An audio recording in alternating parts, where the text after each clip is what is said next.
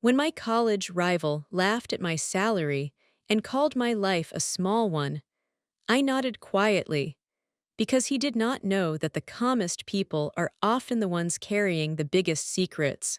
I still remember the day his words settled into my chest like slow rain. Not sharp, not loud, just steady and heavy, the kind of rain that soaks you without warning.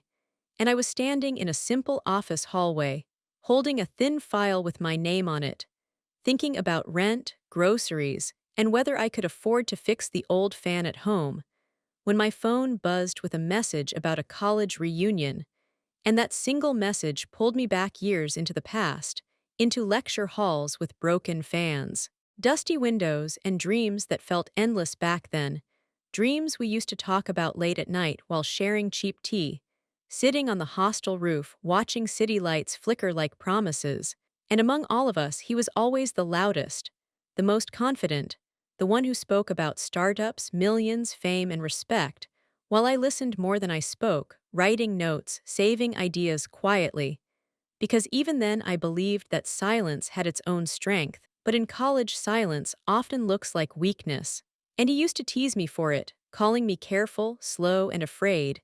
Yet I passed my exams, worked part-time, sent small amounts of money home, and learned how to live with less without complaining, while he chased attention, awards, and every chance to stand in front of people. And after graduation our paths separated, he moved fast into the startup world, posting photos with investors, glass offices, and smiling teams, while I took a modest job with a modest title and a modest pay, sitting at a small desk near a window that barely opened, listening to the hum of traffic and the ticking of the clock, learning patience day by day, year by year. And when the reunion day came, I almost did not go because I knew how such rooms worked, how people compared watches, salaries, and stories. But something inside me said to go, not to prove anything, just to close a chapter I had carried quietly for too long. So I ironed my only formal shirt, took the bus instead of a cab, and walked into the hotel hall where laughter echoed against shiny floors, soft lights glowed above us, and old faces looked both familiar and strange. And when he saw me, his smile was wide and easy, the same smile from college, confident and careless. And after a few greetings, a few laughs, he asked me the question everyone asks but rarely listens to.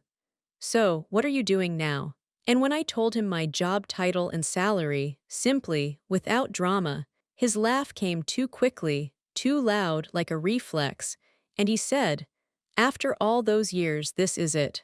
And people around us smiled awkwardly, pretending not to hear, and I felt heat rise in my face, not anger, just a quiet shame that had visited me many times before. And he went on, not cruelly, but carelessly, talking about his startup, his investors, his growth plans, his future IPO, using words like scale and valuation, while I nodded, holding my glass of water, thinking about my mother's medicine, my small savings account, and the nights I spent reading financial reports instead of watching shows. And when the conversation moved on, I stood near the window watching rain streak down the glass, listening to the soft piano music playing in the background, feeling small but steady, because even in that moment, there was something I carried that no one in that room knew, something I had never spoken about, not because it was secret on purpose, but because it was quiet by nature, like a seed growing under the soil. And as the evening ended, he clapped my shoulder and said, "Don't worry, not everyone is meant to win big." And I smiled, a calm, polite smile, the kind you give when you have learned that reacting changes nothing. And on my way home, sitting alone on the bus, rain tapping gently against the window, city lights blurring into soft lines, I thought about all the nights after work when I studied personal finance, long-term investments, risk, and patience, about how I started small, with tiny amounts saved from my low salary, how I avoided noise, avoided showing off, avoided telling people my plans, because plans grow better in silence. And as I reached my small apartment, unlocked the door, and sat at the kitchen table with a simple meal, I opened my laptop not to escape, but to continue, to read, to learn, to place another careful step forward. Because humiliation, when accepted calmly, can become fuel, not fire. And I did not want revenge that screamed. I wanted a success that whispered, something so quiet that it would only be heard when the time was right. And as I turned off the light and lay down, listening to the rain outside, I made a promise to myself, not to prove him wrong, but to stay true to the slow path I had chosen, trusting that time, patience, and quiet effort have a way of circling back, often in ways no one expects. And that night, without knowing it, was the beginning of a twist that would change both our lives forever. The months after that reunion passed quietly, like pages turning without sound. And on the surface, my life looked the same to anyone watching from the outside. The same small desk, the same bus rides, the same careful spending. But inside me, something had shifted, not into anger, not into jealousy, but into focus. A calm focus that felt steady and clear. And every evening after work, I followed the same simple routine. I cooked a basic meal, washed my dishes slowly, sat at my small table, and opened my laptop, while soft music played in the background and the city settled into night. And instead of scrolling through other people's success stories, I studied balance sheets, annual reports, and long-term market behavior, because years earlier I had learned a quiet truth that wealth does not always grow loud. Sometimes it grows where no one is looking, and I had already been investing for some time, starting with very small amounts, learning from mistakes, holding on to patience when quick profits tempted me. And while my salary stayed low, my discipline stayed strong, and slowly, almost invisibly, my savings turned into something solid, something stable, something that did not depend on titles or praise. And during that time, I kept seeing my college rival online. His posts were everywhere, smiling team photos, office celebrations, interviews, and proud announcements about growth. And people congratulated him loudly, calling him inspiring, calling him a genius. And I felt no bitterness reading those words, just a distant curiosity. Because behind every bright story there are shadows most people do not notice. And because of my habits, because of my quiet interest in business fundamentals, I started reading about his company more closely, not because it was his, but because it was preparing for something big, an IPO that everyone seemed excited about. And the more I read, the more questions appeared in my mind. Questions about debt, cash flow, dependency on future funding, and promises that sounded too perfect. And I did not rush to judge. I simply observed, the way I always did, calmly, patiently, letting facts speak over excitement. And during this time, my personal life remained simple. My mother called me every week to ask if I was eating well, if I was resting enough. And I always told her yes, even when I felt tired, because some worries are better carried alone. And at work, I stayed quiet, did my tasks well, avoided office politics, and saved as much as I could because my goal was never to look rich, it was to be secure. And then one evening, while reviewing my investment portfolio, I realized something that made me sit back in my chair and breathe slowly. My long-term investments had grown far beyond what my salary suggested, not because of luck, but because of time, consistency, and restraint. And for the first time, I allowed myself to acknowledge it, not celebrate it, just acknowledge it, like noticing the sunrise without announcing it to the world. And around the same time, news about his startup became louder, analysts debated it, social media praised it, and friends from college shared posts about how proud they were to know him. And then one afternoon, during a lunch break, I received a message from him, short and casual, asking if I would attend a pre-IPO networking event, and I stared at the screen for a long moment, surprised not by the invitation, but by how calm I felt reading it, because a few years ago such a message would have made me nervous, unsure, but now it felt like just another choice. And after thinking quietly, I replied yes, not to impress, not to confront, but to observe. And on the day of the event, I wore the same simple formal clothes I always did.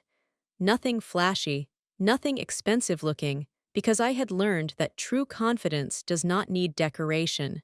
And the venue was bright and polished, with soft lights, banners, and conversations layered with ambition.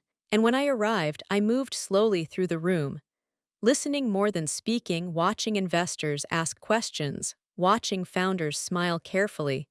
And when I finally saw him, he was surrounded by people, confident, animated, telling his story with practiced ease. And when he noticed me, his smile was polite but distant, the smile you give someone you remember but do not consider important. And he introduced me briefly to others, mentioning my job title, not my name, and I noticed how eyes glanced away quickly after that.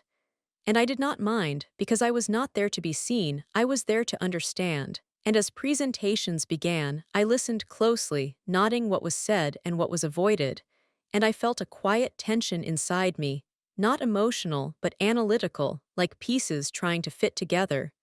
And later, while sipping water near a window, I overheard two investors discussing concerns about the company's long-term plan, concerns that matched my own private notes.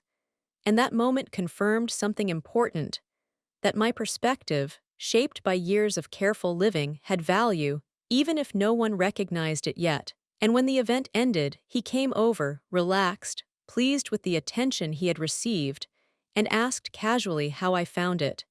And I replied honestly but gently, saying it was impressive, but challenging times would test every company, and he laughed lightly, brushing it off, saying challenges were for people who thought small.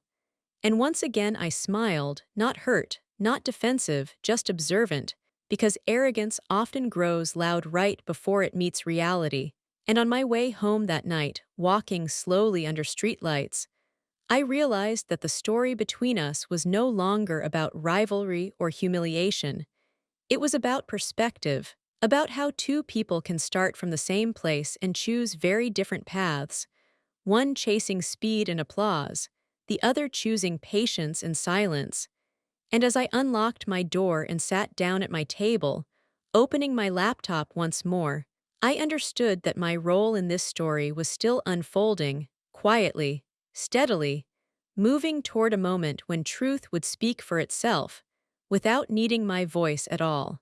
The weeks leading up to the IPO moved like a slow river on the surface and a fast current underneath, and everywhere I looked people were talking about numbers, opportunities, and dreams, while I stayed within my quiet routines, waking early, taking the bus, doing my work, and returning home to my small apartment where silence felt like a companion rather than an enemy. And each evening I continued reading reports, not just about his company, but about the market mood itself, because I had learned that excitement can be as dangerous as fear. And during this time I received more messages from old classmates, some curious, some proud, asking if I planned to invest in his company, and I always replied carefully, saying I was still observing, still learning, because observation had always been my strongest habit. And one night, while rain tapped softly against my window, I reviewed the final IPO prospectus, line by line, slowly. And something in those pages made me pause longer than usual. Not panic, not alarm, but a quiet concern about how much the company depended on future promises rather than present strength. And I leaned back in my chair, closed my eyes, and breathed, because moments like that require calm, not rush. And as days passed, news broke that some early investors were planning to reduce their exposure after the listing, and the market reacted with both excitement and nervousness. And I watched all of it without emotion, like watching weather patterns form and shift, because I had trained myself to stay steady when others leaned too far into hope or fear. And then, 2 days before the IPO, I received another message from him, this time more personal, asking if we could meet for coffee, and I agreed, because curiosity goes both ways. And when we met at a quiet cafe in the afternoon, sunlight falling gently across wooden tables, the atmosphere felt different from before, less show, more reality. And as we talked, he spoke about pressure, expectations, and the weight of leading a growing company. And for the first time I saw tiredness behind his confidence, not weakness, just human strain. And I listened, nodding, offering no advice, because sometimes being heard matters more than being guided. And then he asked me, almost casually, how my life was going, and I told him simply, honestly, that it was stable, that I lived modestly, saved carefully, and focused on long-term security, and he smiled, the same smile as always, and said stability was safe but boring. And I smiled back, because by then I understood that boredom can be a luxury, and as we finished our coffee and stood to leave, he thanked me for coming, saying it was good to talk to someone from the past, and as we parted ways, I felt no need to explain myself, no urge to reveal anything because timing matters, and truth delivered too early often sounds like noise. And the night before the IPO, I sat alone at my table, documents open, numbers reviewed, thoughts settled, and I made a decision that felt neither brave nor risky, just right. And early the next morning, while the city was still waking, I placed an order quietly, not large enough to draw attention in headlines, but significant enough to matter, a carefully calculated position that reflected my belief not in hype, but in correction. And as the market opened and prices surged with excitement, I did nothing, watching calmly as commentators celebrated and praised. And then, over the following days, reality began to touch expectation, gently at first, then more firmly as questions grew, prices softened, and enthusiasm cooled. And during this time, I adjusted my position with care, never rushing, never panicking, moving with the market rather than against it. And slowly, quietly, my involvement deepened, not because I wanted control, but because I understood value. And then one evening, as I reviewed my updated holdings, the number on the screen made me sit still for a long moment, not from shock, but from clarity, because without anyone noticing, without changing my lifestyle, without posting a single photo, I had become one of the key institutional-level participants in his company's public story, and the irony of it did not make me smile. It made me thoughtful, because success gained quietly carries responsibility.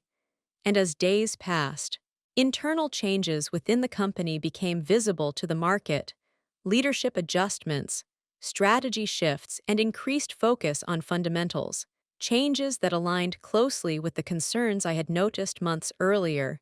And then, one afternoon, while sitting at my desk at work, my phone vibrated with a message from an unknown number, introducing itself as part of the company's investor relations team, requesting a meeting with a significant shareholder, and I read the message twice, slowly, feeling no rush of pride, only a quiet acknowledgement that the moment I had sensed was finally arriving. And as I replied to confirm the meeting, I looked around my small office, at the worn desk, the flickering light, and the familiar hum of the air, and I felt gratitude, because this ordinary space had shaped my patience, my discipline, and my calm, and without it, I might have chased noise instead of building substance.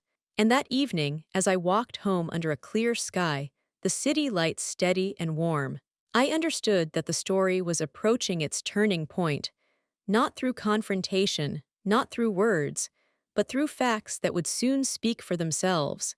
And for the first time, I allowed myself a soft smile, not of victory, but of quiet alignment between effort and outcome, knowing that the final chapter would not be about revenge, but about understanding, humility, and the unexpected ways life balances itself when given enough time. The meeting was scheduled for a quiet morning, and I arrived early, not because I was nervous, but because I had always believed that calm beginnings shape calm outcomes.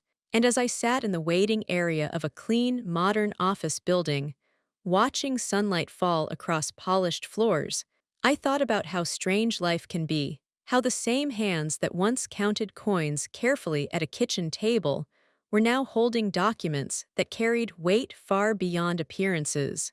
And when I was finally invited into the conference room, the faces across the table were polite, professional, and focused, and they spoke to me with respect, not knowing my history with the company's founder, not knowing the quiet path that had brought me there, and I listened more than I spoke. As always, asking simple questions, sharing measured thoughts, emphasizing stability over speed, sustainability over noise, and I could sense their relief, because in times of uncertainty, calm voices feel like anchors. And when the meeting ended, one of them said something that stayed with me, that long-term investors are rare and valuable, and I thanked them and left, stepping back into the city with the same modest pace I had always kept. And a few days later, I received a message from him, asking if we could talk again, this time with a tone that felt different, less casual, more careful. And when we met, his posture was quieter, his confidence more grounded. And after a few moments of small talk, he told me he had learned about a key investor who had been supporting stability during a difficult phase, and he wanted to understand that perspective. And I looked at him, really looked at him, not as a rival, not as someone who once laughed at my salary, but as a person carrying the weight of expectations, and I spoke gently, not revealing everything at once, just enough to guide the conversation toward humility, patience, and listening. And then there came a moment of silence, the kind that holds truth, and he asked me directly if I was that investor. And I nodded slowly, without drama, without pride, and his expression shifted, not into shock, not into shame, but into understanding.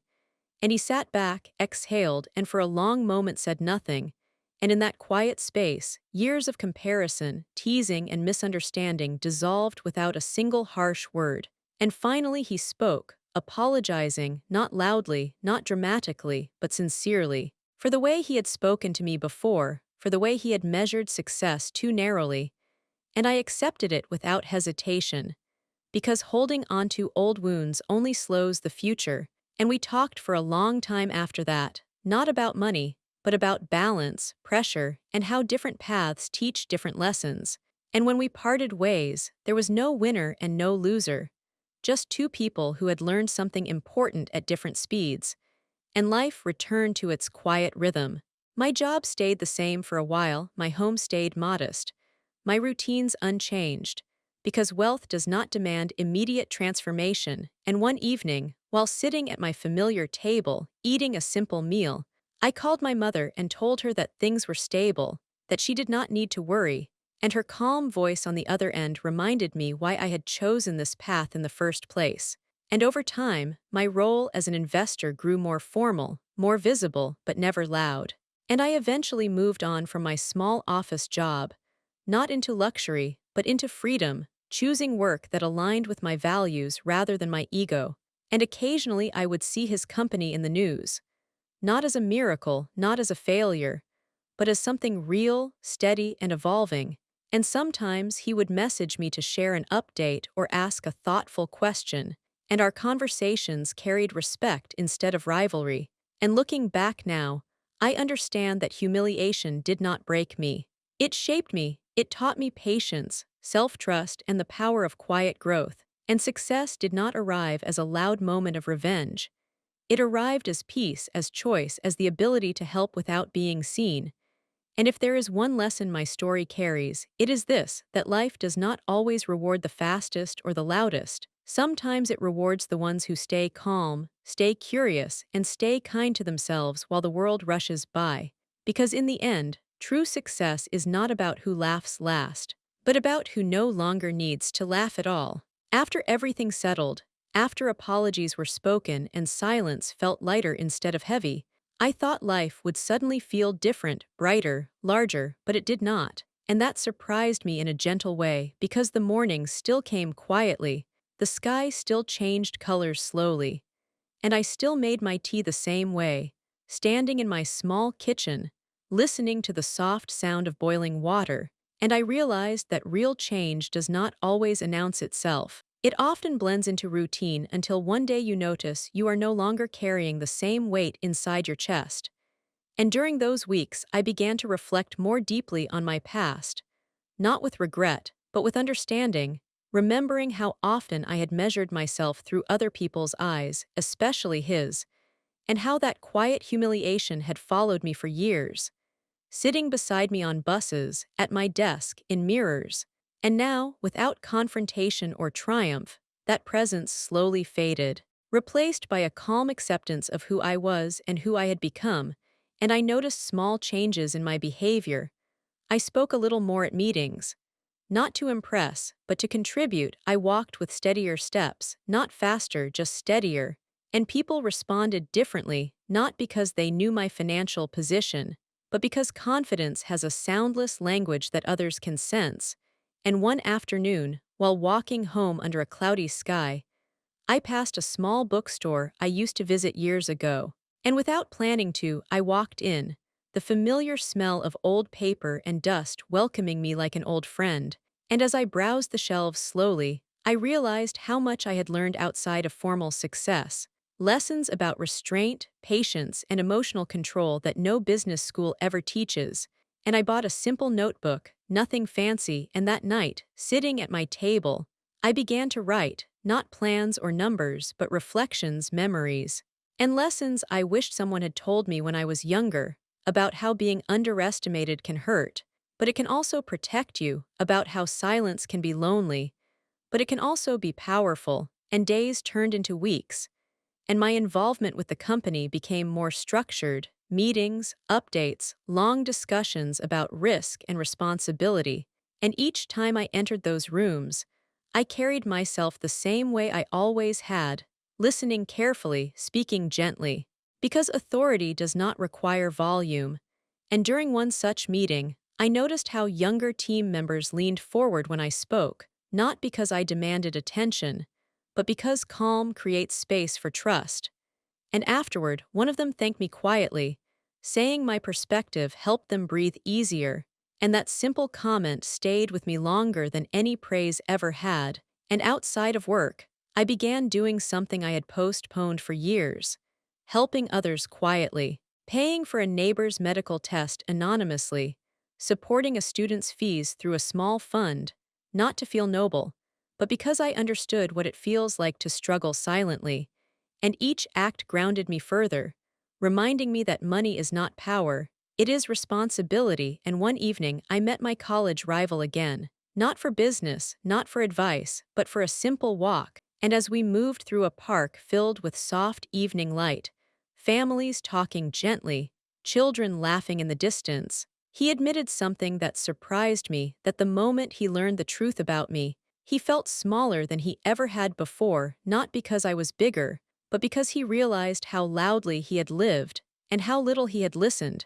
And I told him something honest in return, that his confidence had once intimidated me, but it also pushed me to find my own strength in quieter places. And we both laughed softly, not at each other, but at how time reshapes understanding. And after that, our paths did not intertwine often, and that was fine, because some connections exist only to teach a lesson, not to last forever. And as months passed, I slowly transitioned into a new phase of life, reducing unnecessary work, choosing projects that aligned with my values, spending more time reading, thinking, and simply being present. And I noticed how peace feels different from happiness, less sharp, more stable, like a steady light rather than a sudden spark. And late one night, while closing my notebook, I wrote a sentence that felt complete, that humiliation loses its power the moment you stop asking the world to explain your worth. And as I turned off the light and lay down, listening to the familiar quiet of my home, I understood that the real success of my journey was not becoming a key investor or being recognized at last. It was learning to live without carrying the need to be seen, and that understanding, more than money or apology, felt like the true reward. Time continued its steady walk forward, and with it came a softer understanding of everything that had happened, as if distance had gently blurred the sharp edges of memory, leaving only meaning behind. And I found myself thinking less about moments of humiliation and more about how quietly they had shaped my values, my pace, and my choices. And one morning, while sitting near my window watching sunlight move slowly across the floor, I realized that for the first time in many years, I was not waiting for anything, not approval, not recognition, not a turning point, because the turning point had already passed without noise.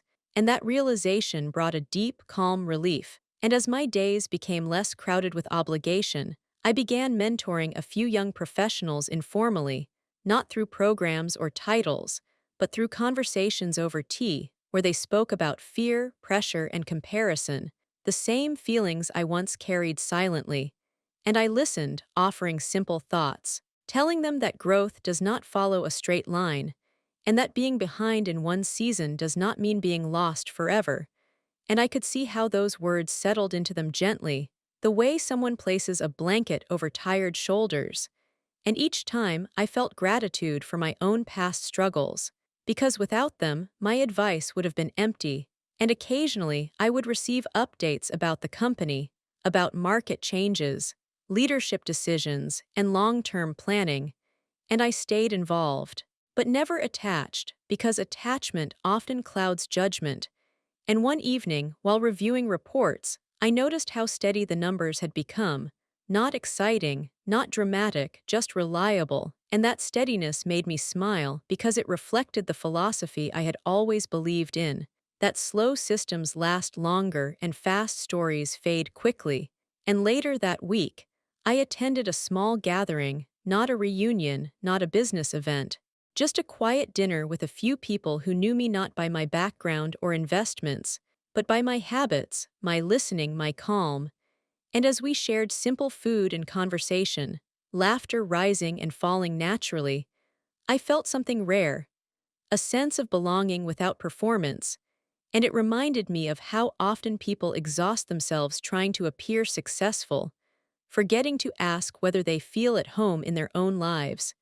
And after dinner, as I walked back under a clear night sky, stars faint but present above the city lights, I thought about my younger self, sitting in that hostel room years ago, listening more than speaking, feeling small among loud dreams.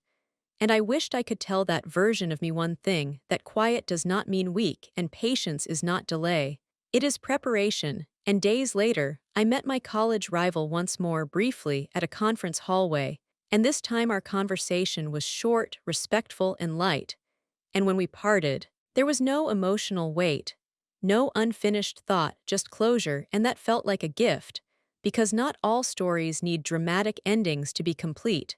And as my life continued to simplify, I made choices that once would have felt risky, but now felt natural, turning down opportunities that demanded constant attention, choosing time over titles, health over pressure, and meaning over growth for growth's sake. And I noticed how my sleep improved, how my thoughts slowed, how silence felt full instead of empty. And one afternoon, while cleaning old files, I found a printout from years ago, a budget I had written when my salary was low and my future uncertain, filled with careful numbers and hopeful notes. And I sat down, holding that paper, feeling a wave of quiet respect for the person I had been, because that version of me kept going without proof, without applause, without reassurance. And that kind of perseverance deserves recognition, even if it comes late and only from oneself. And as I folded the paper and placed it back gently, I understood that my journey was never about surpassing someone else. It was about outgrowing my own doubts. And now, standing in a place of calm confidence, I felt ready to let the past rest, not forgotten, but honored, because every slow step, every silent sacrifice had led me here, to a life that felt balanced, grounded, and enough. And if anyone were to ask me what success looks like now, I would say it looks like waking up without fear, working without resentment, and going to sleep without regret, knowing that I did not rush, I did not shout, and I did not lose myself along the way, and that, more than any title or investment, is a success that cannot be taken away. As another season quietly settled into my life, I began to notice how differently I experienced the world compared to before, not because the world had changed, but because I no longer rushed to measure myself against it, and mornings felt slower in a good way, filled with simple awareness, the sound of birds outside my window, the rhythm of my breath, the calm certainty that I was exactly where I needed to be. And during this time, I received an unexpected invitation from my old college, a request to speak to a small group of final-year students about career paths and real-life choices. And my first instinct was to decline, not out of fear, but because I had never seen myself as someone with a story worth telling publicly.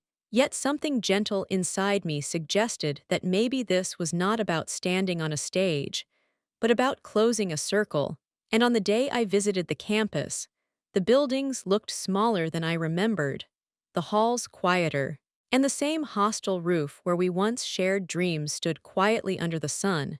And as I faced the students sitting in front of me, their eyes full of hope and worry, I spoke slowly, simply, not about success or money, but about uncertainty, about feeling behind, about being underestimated, and about choosing patience when the world celebrates speed. And I could see their shoulders relax as they listened, because sometimes honesty feels like permission to breathe. And after the session, a few students stayed back to talk, sharing fears about low-paying jobs, family pressure, and comparison with classmates who already seemed ahead. And I listened, recognizing my own past in their words, and I told them something I had learned the hard way, that your first job does not define your last chapter, and that quiet years are often building years, even when it feels like nothing is happening.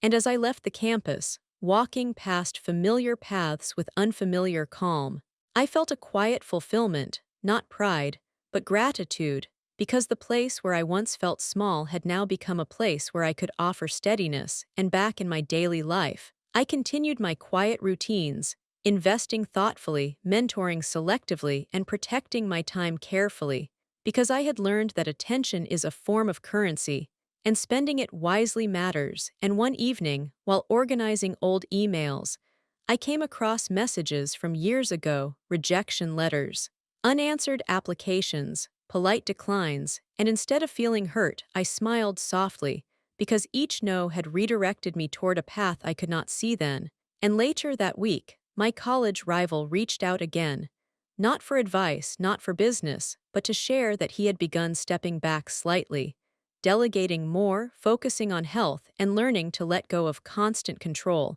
And reading his message, I felt no sense of victory, only understanding. Because growth often arrives disguised as exhaustion, and as weeks passed, I found myself spending more time alone by choice, walking in quiet parks, sitting by windows in cafes without opening my phone, letting thoughts come and go without chasing them. And I noticed how my mind had become less noisy, less reactive, as if years of restraint had trained it to remain steady even when nothing demanded it. And one afternoon, while watching children play in a small park, laughing freely without concern for comparison or outcome, I realized how early we learn to compete and how late we learn to rest. And that realization stayed with me, shaping my decisions moving forward, encouraging me to create more space for stillness in my life. And gradually, my story stopped feeling like a story I needed to tell and became something I simply lived, without narration, without explanation. And that felt like the final form of freedom. Because when you no longer need to frame your life as success or failure, it becomes something gentler, something truer. And as I returned home one evening, unlocking my door, stepping into familiar silence, I understood that the journey that began with quiet humiliation had transformed into quiet contentment, not through confrontation or validation, but through steady alignment with my own values. And if there was one thing I carried forward with me, it was this understanding: that life does not require you to be loud to be meaningful, and it does not require you to be fast to be fulfilled. Sometimes it only asks that you keep walking, calmly, honestly, and patiently, trusting that clarity will meet you when you are ready to receive it. As the year moved gently toward its end, I found myself thinking less about the past and more about how quietly the future was taking shape, not as a list of goals, but as a feeling of steadiness that followed me wherever I went.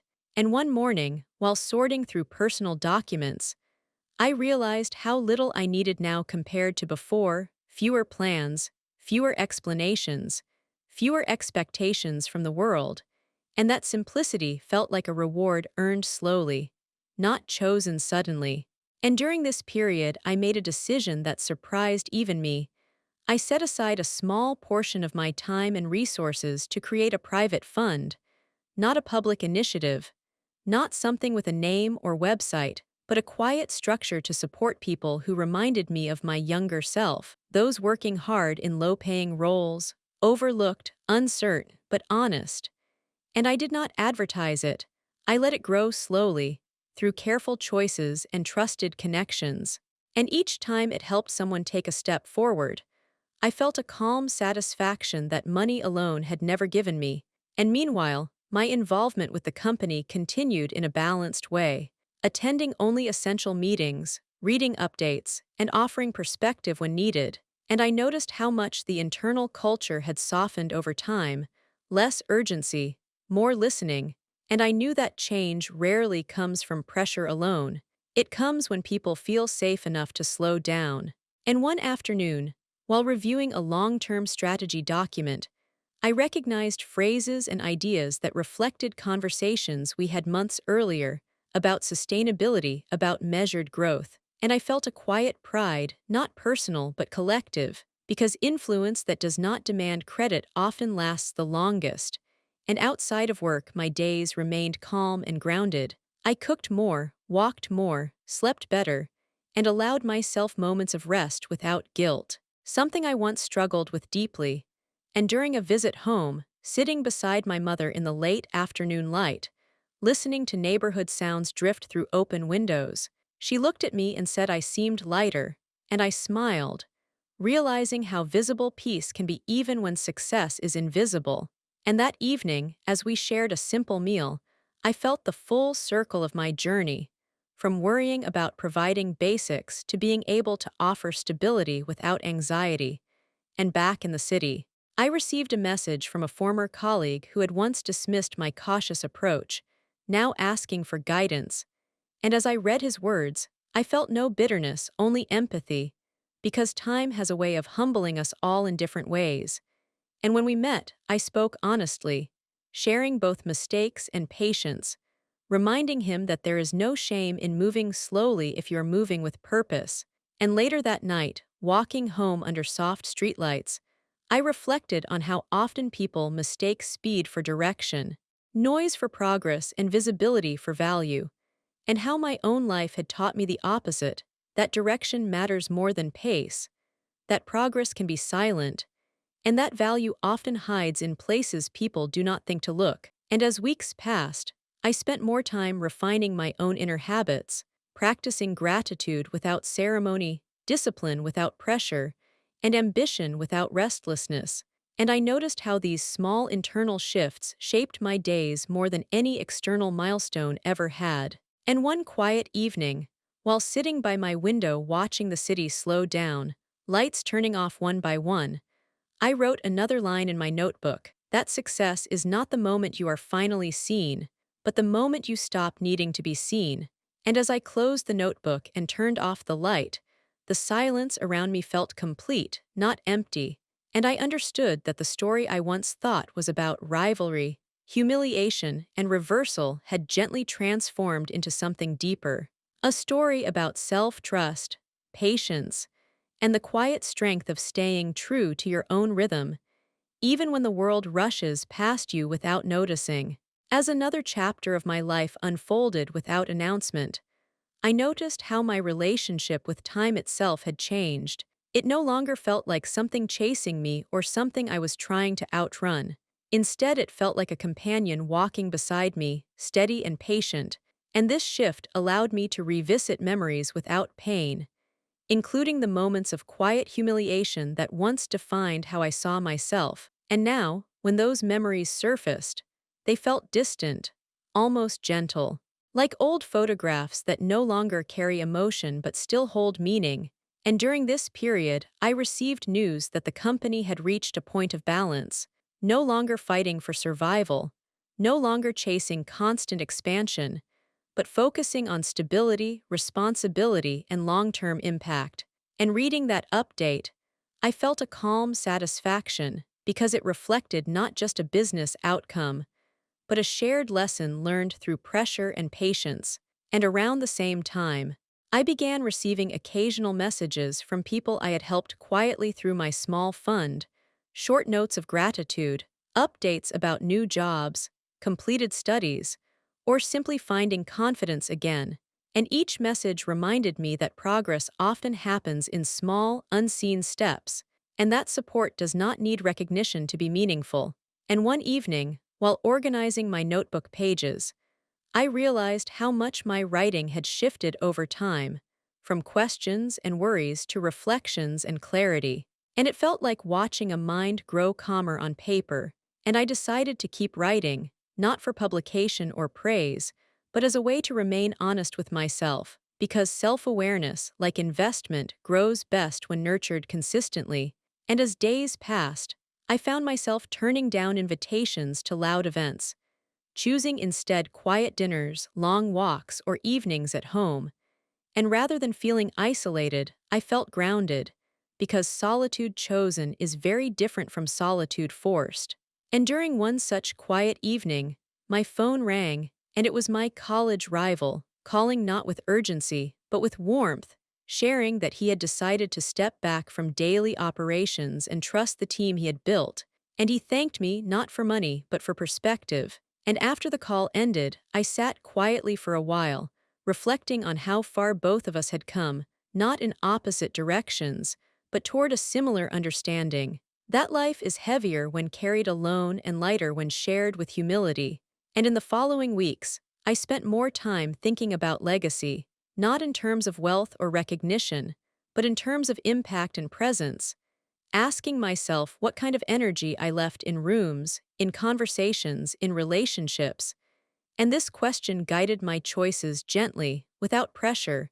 And one afternoon, while walking through a park filled with falling leaves, I watched people pass by, each carrying stories invisible to others, and I felt a deep sense of connection, because struggle, hope, and quiet perseverance are universal, even if expressed differently, and that awareness softened my judgments, both of others and of myself. And as the season changed, bringing cooler air and longer evenings, I felt a quiet readiness building inside me, not for something new to begin, but for something old to finally rest. And I understood that the story that began with comparison and humiliation had reached its final lesson, that worth is not proven by outshining someone else, but by outgrowing the need to compare at all. And as I closed my notebook that night, listening to the familiar sounds of my home, I felt complete in a way that did not depend on outcomes or recognition, but on alignment, knowing that I had lived slowly, thoughtfully, and honestly, and that this, more than any reversal of roles or silent triumph, was the true success of my journey. The final understanding arrived without ceremony, on an ordinary morning that looked like many others, sunlight slipping through the window, the quiet hum of the city beginning its day, and me sitting with a warm cup in my hands, feeling a deep sense of calm that I once believed only came after great victories. And in that stillness, I realized that my life no longer felt like something in progress or something unfinished. It felt whole, not perfect, but complete. And that feeling carried more weight than any moment of recognition ever could. And as I reflected on the long path behind me, from college hallways filled with loud dreams to small offices, quiet routines, and patient nights of learning, I saw clearly how each phase had served its purpose, even the painful ones, especially the painful ones, because humiliation had taught me humility, slowness had taught me discipline, and being overlooked had taught me self-reliance. And none of those lessons would have stayed with me if success had come easily or early. And later that day, while walking through a familiar street, I passed people rushing toward goals they hoped would finally bring peace, and I felt a gentle compassion for them, not because I was ahead, but because I understood the weight they carried, the invisible pressure to prove, to compete, to be seen. And I wished them the same patience life had slowly taught me. And in the weeks that followed, nothing dramatic happened, no announcements, no celebrations, no turning points, and that itself felt like the clearest sign that I had reached a place of balance, where life no longer needed to impress me to feel meaningful. And my days continued to unfold quietly, mentoring when needed, investing thoughtfully, helping silently, and protecting my inner calm carefully, because I now understood how rare and fragile peace can be. And one evening, while sitting alone in my home, I opened my notebook for the last time in a long while, reading through pages filled over years, pages that began with doubt and ended with clarity, and I wrote one final reflection, not as advice, but as truth earned through experience, that the loudest victories often fade, but the quiet ones stay with you forever. And as I closed the notebook and placed it away, I felt no need to add more, because the lesson had settled fully inside me. And if someone were to ask me now about my college rival, about the moment he mocked my low salary, about becoming a key investor in his company, I would not frame it as revenge or reversal, because it was never about standing above him. It was about standing firmly within myself and understanding that life has a way of balancing things when you stop forcing it. And sometimes the greatest twist in a story is not that roles change, but that the need for comparison disappears altogether. And as night fell and the city lights softened outside my window, I felt a quiet gratitude for every slow step, every silent effort, every unnoticed choice that had brought me here. And I understood that true success is not loud, not rushed, and not borrowed from someone else's failure. It is the calm confidence of knowing you stayed true to your values, even when no one was watching. And that lesson, carried gently forward, felt like the most meaningful ending my story could have.